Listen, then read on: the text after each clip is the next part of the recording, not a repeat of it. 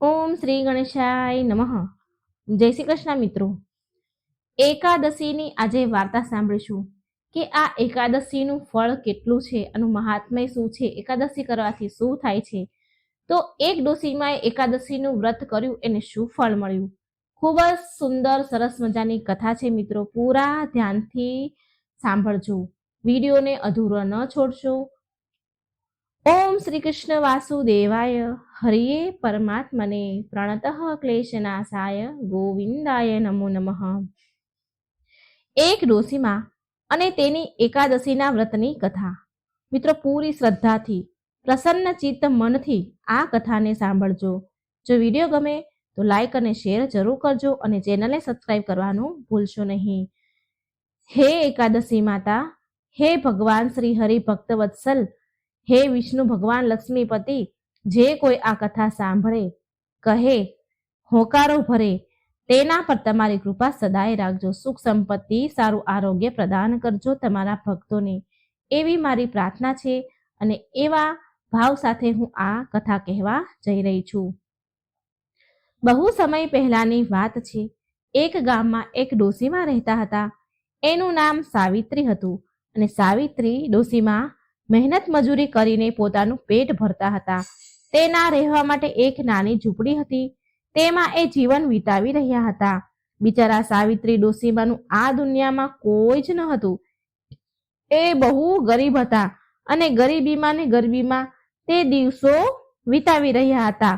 પણ એ દિલના મનના બહુ સાચા હતા, ચોખ્ખા હતા. અને જે પણ કોઈ એને કામ બતાવે, ચીંધે, તો એના કામ કરી દેતા હતા. કેમ કે એમના બિચારોનું તો કોઈ હતું જ નહીં. જે લોકો તેને મહેનત મજૂરીના પૈસા આપે તે લઈ લે અને એનાથી તેના ઘરનું ગુજરાન ચાલતું. તો એક વારની વાત છે. એના ગામમાં એક સાધુ મહાત્મા કાશી બનારસથી આવ્યા, જ્ઞાન આપવા, પ્રવચન આપવા, ઉપદેશ આપવા.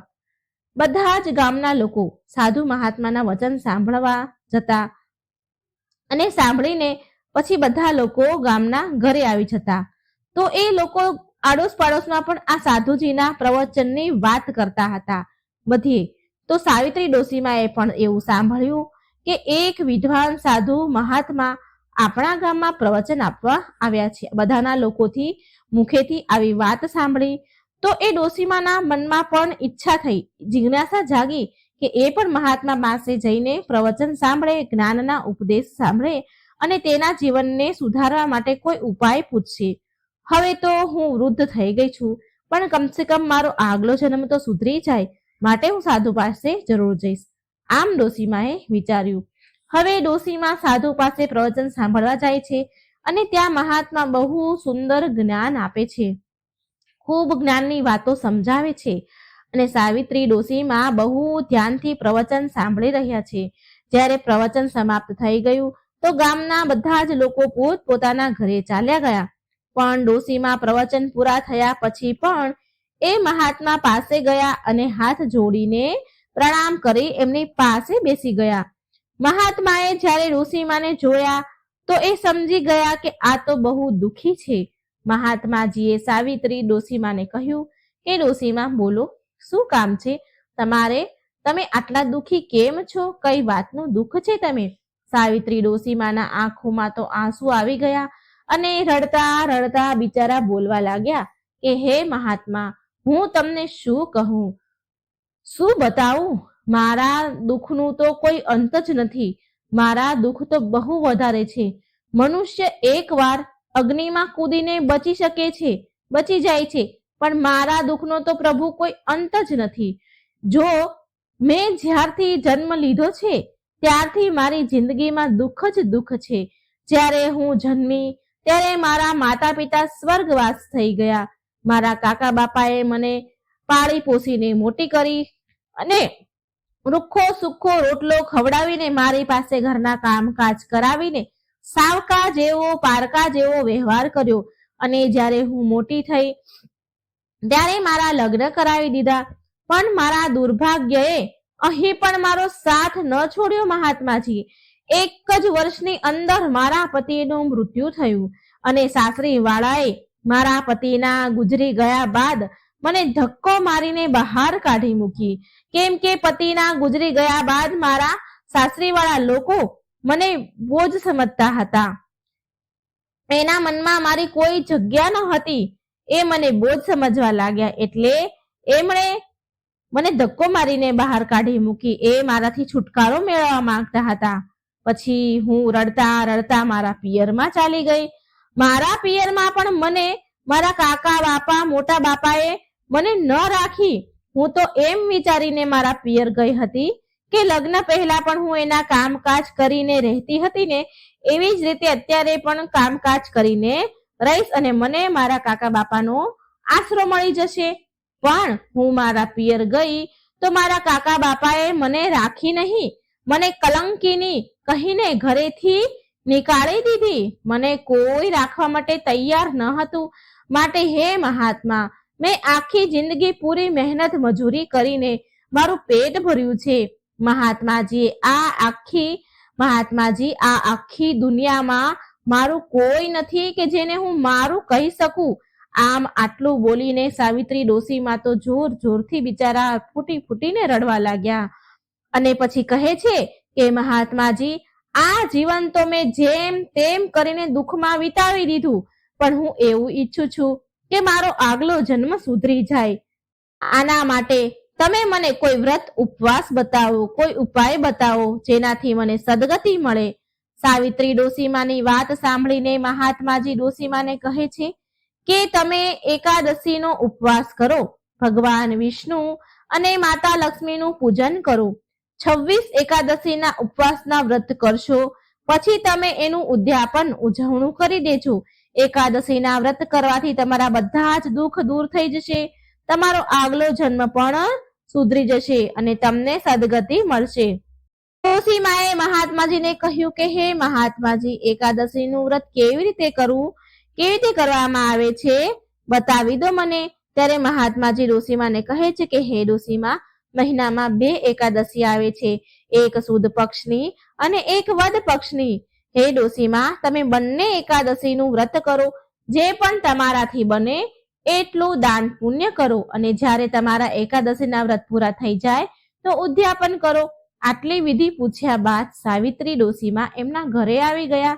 ડોશીમાના પાડોશમાં એક જમના નામના ડોશીમા પણ રહેતા હતા. જે પાડોશી હતી એટલે મનમાં ને મનમાં સાવિત્રી સાથે ઈર્ષાનો ભાવ રાખતી હતી, કારણ કે સાવિત્રી ડોશીમા ગરીબ તો હતા પણ મનના સાચા હતા, શુદ્ધ હતા. ગામના લોકો સાવિત્રી ડોશીમાને માન આપતા હતા, સન્માન આપતા હતા. આ વાત પેલા પાડોશન જમના ડોશીમાને ગમતી ન હતી.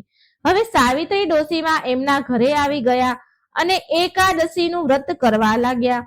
જ્યારે તે એકાદશીના વ્રત કરે, પૂજા પાઠ ઉપવાસ કરે, મા લક્ષ્મી અને ભગવાન વિષ્ણુની પૂજા કરે, તો એના પાડોશમાં રહેતા જમના ડોશીમા એને જોતા હતા અને મનમાં ને મનમાં વિચાર કરે છે કે આ ખબર નહીં સાવિત્રીએ શું ચાલુ કર્યું છે, શેના પૂજા પાઠ કરે છે, જરૂર કઈ ને કઈક તો કરે જ છે. મારે આ વાતની ખાતરી તો કરવી જ પડશે. તો એક દિવસ સાવિત્રી ડોશીમા એકાદશીના વ્રત અને પૂજા કરી રહ્યા હતા અને એકાદશીની વાર્તા વાંચી રહ્યા હતા. તો તેની પાડોશન જમના ડોશીમા એની પાસે આવી અને કહેવા લાગ્યા કે અરે બહેન સાવિત્રી, આ શું કરી રહી છે? ક્યાં વ્રત ઉપવાસ કરી રહ્યા છો અને ક્યાં દેવતાનું પૂજન કરી રહ્યા છો? મને કહો ને. ત્યારે સાવિત્રી ડોશીમાએ જમના ડોશીમાને કહ્યું કે બહેન, હું તો એકાદશીનો ઉપવાસ કરું છું, ભગવાન વિષ્ણુ અને માતા લક્ષ્મીનું પૂજન કરું છું. આ વ્રતને કરવાથી આપણો આગલો જન્મ સુધરી જાય છે અને મૃત્યુ બાદ મોક્ષ મળે છે અને જીવનભરના પાપ ધોવાઈ જાય છે. ઘરમાં ધન ધાન્યના ભંડાર ભરાય છે, મૃત્યુ બાદ સ્વર્ગની પ્રાપ્તિ થાય છે. આ સાંભળીને જમના ડોશીમા બોલ્યા, સાવિત્રી બહેન, આ વ્રત કેવી રીતે કરવામાં આવે છે, મને પણ આ વ્રતની વિધિ બતાવો. એટલે સાવિત્રી ડોશીમા બોલ્યા કે બહેન, મહિનામાં 2 વાર એકાદશી આવે છે, એક વદ પક્ષમાં, એક સુદ પક્ષમાં. આ બંને એકાદશીએ ઉપવાસ કરવાનો છે. આ એકાદશીના વ્રતમાં અન્ન ન ખાવું, ભગવાન વિષ્ણુ અને માતા લક્ષ્મીનું પૂજન કરવું, ઘીનો દીવો કરવો અને રાત્રે જાગરણ કરવું, ભજન કીર્તનમાં રાત વિતાવી. 26 એકાદશીના ઉપવાસ કર્યા બાદ વ્રતનું ઉજવણું કરવું. ઉજવણામાં જે એકાદશી 26 હોય છે, જ્યારે અધિક માસ હોય છે ત્યારે 26 એકાદશી આવે છે, ત્યારે 26 જોડી બ્રાહ્મણોને ભોજન જમાડી પોતાના સામર્થ્ય અનુસાર દાન દક્ષિણા દેવામાં આવે છે. ત્યારે જમનામાં કહે છે કે બહેન, તમે આ વ્રત તમને કોણે બતાવ્યું? ત્યારે સાવિત્રી ડોશીમાં બોલ્યા કે જમના બહેન, આપણા ગામમાં મહાત્માજી એક સંત આવ્યા હતા પ્રવચન દેવા, જ્ઞાન આપવા. તેમણે આ વિધિ મને બતાવી છે અને એ જ વિધિ મેં તમને કહી. બહેન, તમે પણ એકાદશીના વ્રત કરો અને તમારું જીવન સુધારી લો. આ સાંભળી જમના ડોશીમાં એના ઘરે પાછા ચાલ્યા ગયા. પાછો કોઈ પ્રશ્ન જમના ડોશીમાના મનમાં આવ્યો તો પાછા એ સાવિત્રી ડોશીમાના ઘરે આવ્યા અને પૂછ્યું કે સાવિત્રી બહેન, તમારી કેટલી એકાદશી થઈ છે? તો સાવિત્રી ડોશીમાં બોલ્યા કે મારે તો 14 એકાદશીના વ્રત થયા છે. એ દિવસથી જ જમના ડોશીમાં સાવિત્રીમાં સાથે એકાદશીના વ્રત ઉપવાસ કરવા લાગ્યા. ભગવાન વિષ્ણુ અને માતા લક્ષ્મીનું પૂજન કરવા લાગ્યા. કારણ કે જમના માનું મન તો એક જગ્યાએ ટકતું ન હતું. એ તો માત્ર દેખાદેખી માટે સાવિત્રી માં સાથે એકાદશીનું વ્રત કરતા હતા. કેમ કે સાવિત્રી માનું ગામમાં બહુ સન્માન હતું, બહુ માન હતું. ગામના લોકો સન્માન કરતા હતા અને તેના ઘરમાં અન્ન ધનની કોઈ કમી હવે રહી ન હતી. એમનું ગુજરાન પણ સારી રીતે ચાલી રહ્યું હતું. આ બધું જોઈ અને એમને પણ વ્રત કરવાનું વિચાર્યું ઈર્ષાથી. જમના ડોશીમાએ ઈર્ષાથી વ્રત કરવું એવો મનમાં ભાવ હતો એને. સાવિત્રી ડોશીમા ને ભગવાનની કૃપાથી બધું જ સારું હતું. ભગવાનની કૃપા એના પર વરસવા લાગી હતી. ત્યારે આ બધું જોઈ જમનામાં વિચારવા લાગ્યા કે હું જો ઉપવાસ કરીશ તો ભગવાનની કૃપા મારા પર પણ થઈ જશે. તેના મનમાં ક્યાંક ને ક્યાંક લાલચ હતી. હવે જ્યારે સાવિત્રી ડોશીમાના 26 એકાદશીના વ્રત પૂરા થઈ ગયા તો તે દિવસે સાવિત્રી ડોશીમાએ એકાદશીના વ્રતનું ઉજવણું કરી રહ્યા હતા. એ ગામમાં 26 બ્રાહ્મણીને જમવાનું નોતરું આપીને આવ્યા અને સાવિત્રી ડોશીમાએ તેના પૂરા આંગણાને ગાયના છાણથી લીપી દીધું. પછી તેણે શુદ્ધ શાકાહારી ભોજન બનાવ્યું. ભોજન બનાવ્યા બાદ પૂજા પાઠ કર્યા. પછી જ બ્રાહ્મણોને જે નિમંત્રણ આપ્યું હતું તે ભોજન માટે તેમને બોલાવ્યા. ભોજન જમવા માટે બ્રાહ્મણો તેની પત્ની સાથે આવ્યા. પછી ડોશીમાએ તેમને આદર સન્માનથી બેસાડ્યા અને પ્રેમથી ભોજન કરાવ્યું, પીરસ્યું અને પ્રેમથી ખવડાવ્યું. હવે ભોજન કરાવ્યા બાદ તેના સામર્થ્ય અનુસાર અન્ન, વસ્ત્ર, પૈસા દાન આપ્યું. હવે જો જમના ડોશી હતા એ સવારથી સાવિત્રીની ઝૂંપડી તરફ જોઈ રહ્યા હતા અને એ મનમાં ને મનમાં વિચારવા લાગ્યા કે આજ તો મારી પાડોશણ સાવિત્રીના 26 એકાદશીના વ્રત પૂરા થઈ ગયા છે. હવે મને કોણ એકાદશીની કથા સંભળાવશે અને કોણ મને એકાદશીના વ્રતની પૂજા કરાવશે? એ દિવસે જમનામાનું મન દુઃખી થઈ ગયું. તેને એ દિવસે ઊંઘ પણ ન આવી. ત્યારે અડધી રાતે એ જુએ છે કે સાવિત્રી ડોશીમાના આંગણામાં બહુ તેજ પ્રકાશ પડ્યો છે, ફેલાઈ રહ્યો છે અને જમનામાં તેની ઝૂંપડીમાંથી બહાર નીકળી અને જોવા લાગ્યા. તો જમનામાએ જ્યારે જોયું તો તેને તો વિશ્વાસ ન થયો કે સાવિત્રી ડોશીમાને તો લેવા માટે વિમાન આવ્યું છે અને ભગવાનના દૂતો આવ્યા છે. સાવિત્રીમાં દિવ્ય વસ્ત્ર અને દિવ્ય આભૂષણ પહેરીને વિમાનમાં બેસી રહ્યા છે. આ જોઈને જમના ડોશીના મનમાં લાલચ આવી ગઈ. એને વિચાર્યું કે મારી પાડોશણને લેવા માટે તો દેવદૂત વિમાન લઈને આવ્યા છે. એ તો સ્વર્ગ ચાલી જશે અને હું અહીં ને અહીં રહી જઈશ. મારે પણ આ વિમાનમાં લટકીને ચાલ્યું જવું જોઈએ. હવે જે જમના ડોશીમાં હતા એ ધાબળો ઓઢીને આવ્યા અને ચૂપચાપ સંતાઈને આવીને વિમાનની પાછળ લટકી ગયા. જ્યારે દેવદૂત વિમાન લઈને પરલોક જવા લાગ્યા તો દેવદૂતને વિમાનના ઝટકા વાગવા લાગ્યા, વિમાનમાં ઝટકા આવવા લાગ્યા. ત્યારે તેમણે જોયું તો વિમાન પાછળ એક ડોશીમાં લટકેલા છે. ત્યારે ત્યાં આકાશવાણી થઈ. આકાશવાણી એવી થઈ કે આ ડોશીના મનમાં લાલચ જાગી છે. તેણે હજી સુધી 26 એકાદશીના વ્રત પૂરા નથી કર્યા, માટે તેને સ્વર્ગ ન મળી શકે. ત્યારે દેવદૂતોએ જમના ડોસીમાને નીચે ધક્કો મારીને પાડી દીધા. ત્યારે જમનામાં નીચે પડ્યા તો એક વડના ઝાડ ઉપર પડ્યા, જેનાથી તેના પ્રાણ પંખીરું ઉડી ગયા. હવે જમના ડોસીમાના તો પ્રાણ નીકળી ગયા, પણ એની જે આત્માને મુક્તિ ન મળી, કેમ કે એના મનમાં લાલચ હતી, એનું મન શુદ્ધ ન હતું. તેને શ્રદ્ધા ભાવથી એકાદશીના વ્રત નતા કર્યા. એ તો માત્ર સાવિત્રી ડોસીને જોઈ દેખાવો કરતા હતા કે તે કરે એવું હું પણ કરું તો મને પણ ગામવાળા માન આપે, મારા ઘરમાં પણ ધન ધાન્ય આવે. તેની અંદર ઈર્ષાનો ભાવ હતો, માટે જમનામાં મર્યા તો તેને મુક્તિ ન મળી અને એ પીપળાના ઝાડ પર વડના ઝાડ પર પ્રેત પિચાસની યોનિમાં આવી ગયા. પિચાસની યોની પિચાસ બની ગયા. મર્યા બાદ તેને પિચાસ યોની મળી અને આ બાજુ વિમાનમાં બેઠેલા સાવિત્રી ડોસીમાં સ્વર્ગમાં ગયા. આવી રીતે સાવિત્રી માને એની સાચી શ્રદ્ધા લગ્ની ભક્તિથી એકાદશીના વ્રત કરવાના કારણે તેને સ્વર્ગ લોકની પ્રાપ્તિ થઈ. હવે આ બાજુ જમના ડોસીમાં પિશાચ બનીને ઝાડ પર રહેવા લાગ્યા અને ધીરે ધીરે સમય વીતવા લાગ્યો. હવે પિશાચની યોનિમાં એને બહુ જ કષ્ટ મળી રહ્યા હતા. હવે એક વારની વાત છે, ગામની અમુક સ્ત્રીઓ જે હતી એ એકાદશીના વ્રત કરતી હતી, માટે એકાદશી હતી એ દિવસે એટલે એકાદશી વ્રતનું સ્નાન કરવા માટે ગંગાના ઘાટ પર આવી.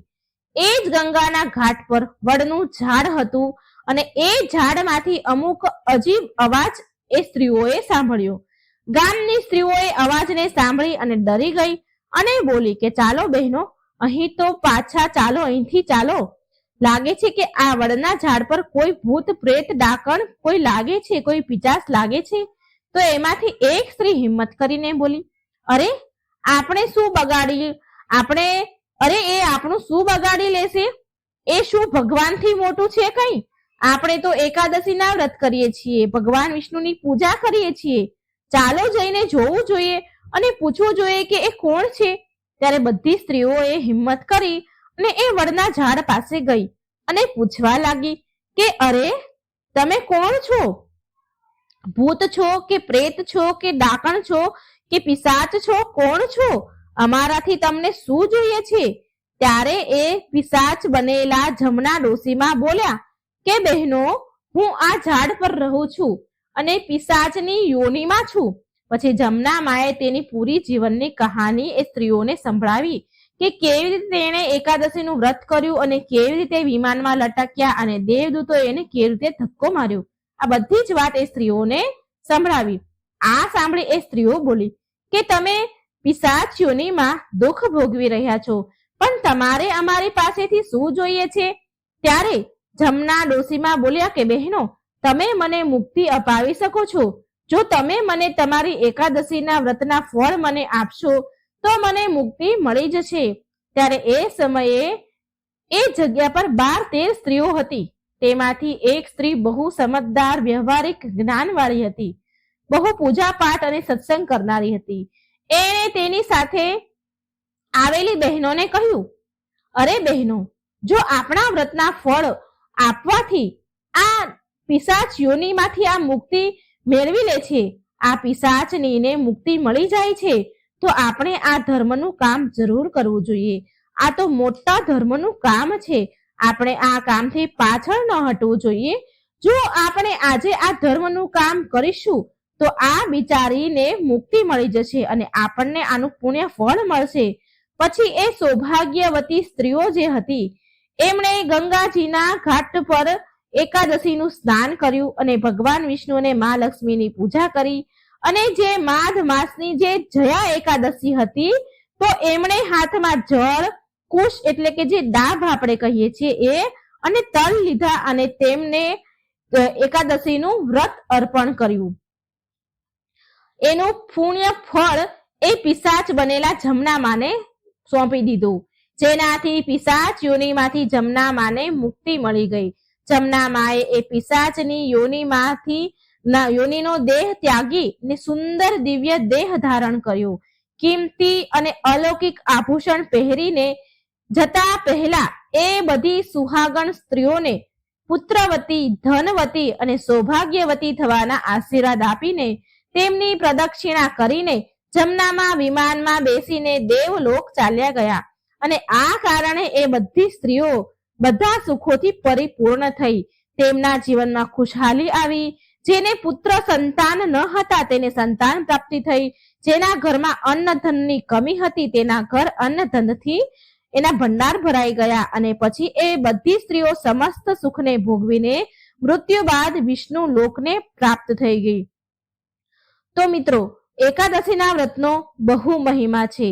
હે વિષ્ણુ ભગવાન, હે મહાલક્ષ્મી, જેવી રીતે તમે સાવિત્રી મા પર કૃપા કરી અને એને સ્વર્ગની પ્રાપ્તિ થઈ, તેની બધી મનોકામના પૂરી થઈ, જેવી રીતે જમના માને પિચાસ યોનિમાંથી મુક્તિ આપી, એવી જ રીતે જે આ કથા કહે છે, સાંભળે છે અને જે હોંકારો ભરી રહ્યા છે એની બધી જ મનોકામના પૂરી કરજો.